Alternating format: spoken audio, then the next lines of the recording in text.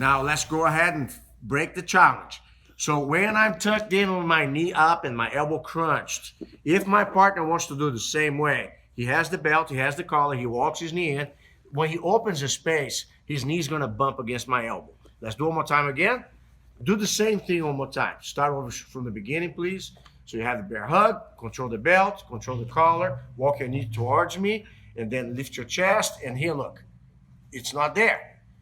Let's see the secret now. Start over again. So he's gonna do everything the same. Belt control, collar control, walk the knee towards me first. Now walk the knee towards my shoulder.